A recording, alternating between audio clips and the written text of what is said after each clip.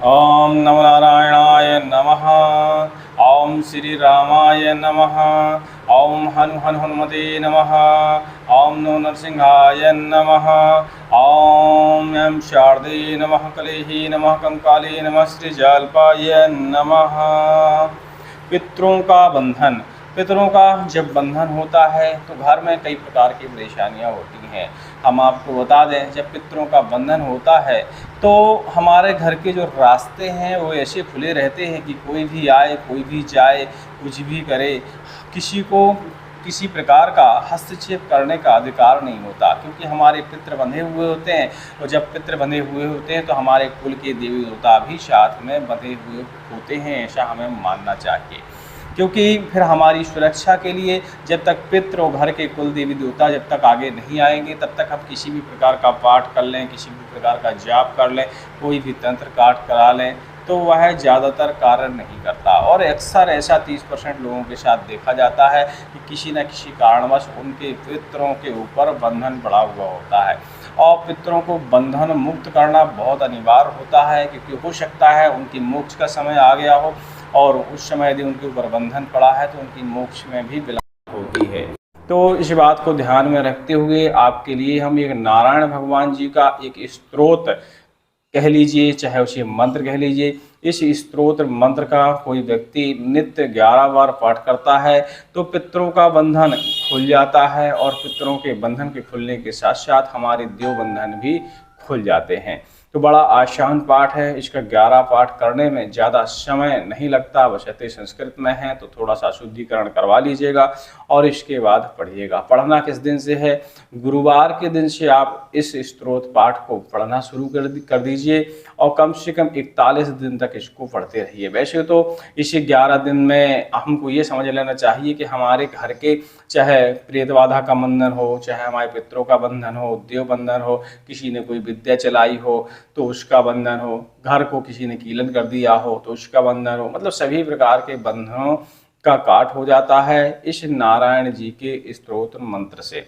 और इसकी बहुत ही आसान विधि है। बढ़िया गुरुवार को स्नान ध्यान करिए, पीला प्रसाद की व्यवस्था करिए, पीले वस्त्रों की व्यवस्था करिए, पीला सिंदूर लाइए, हल्दी चावल लाइए, भगवान जी को बढ़िया स्नान कराइए, ध्यान कराइए, और उसके बाद उनकी जो आपको पूजा आती हो उस विधि से भगवान विष्णु भगवान की पूजा करिए।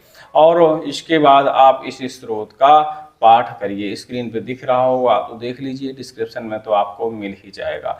यह सभी प्रकार के बंधनों से मुक्त कर देता है, चाहे आपके पितरों पे बंधन पड़ा हो, चाहे आपके घर के देवी देवताओं पे बंधन पड़ा हो।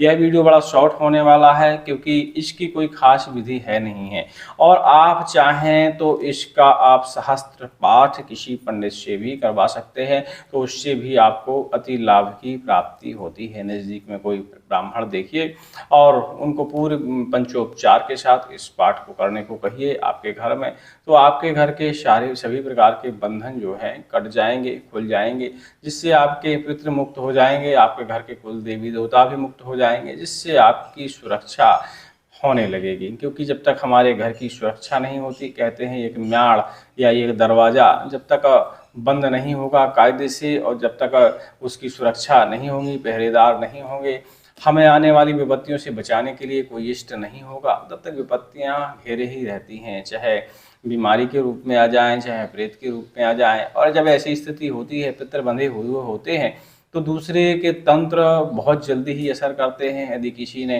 किसी प्रकार का वशीकरण तंत्र या उल्टे सीधे तंत्र चलाए तो बहुत जल्दी ही वो प्रभाव में आ जाते हैं। लेकिन जब हमारे पितर मुक्त होते हैं तो कितना भी पितृ दोष हो, हमें परेशानी हो पितृ दोषों से, लेकिन यदि वो मुक्त हैं तो यदि दूसरा कोई हमारे ऊपर आक्रमण करने की कोशिश कर रहा है तो उसमें हाथ जरूर अड़ाते हैं कि नहीं भाई, ये हमारा घर है, इसकी हमें सुरक्षा करनी चाहिए। अब क्या है, पितृदोष जब होता है तो हाँ, पितृ तो हैं ही, तो उसमें नकारात्मक ऊर्जा तो होती ही है, लेकिन कई कई बार नकारात्मक ऊर्जा भी हमारी रक्षा करती है। इस बात का हमें ध्यान देना चाहिए और कोशिश ये करनी चाहिए कि पितरों को जल्दी मोक्ष मिल जाए, जिससे आपके देवी देवता इष्ट वगैरह आपकी रक्षा के लिए सामने आ सकें। ठीक है, स्क्रीन पे आपने देख ही लिया होगा, डिस्क्रिप्शन में देख लीजिएगा, कोई खास विधि है नहीं, बस इतनी है।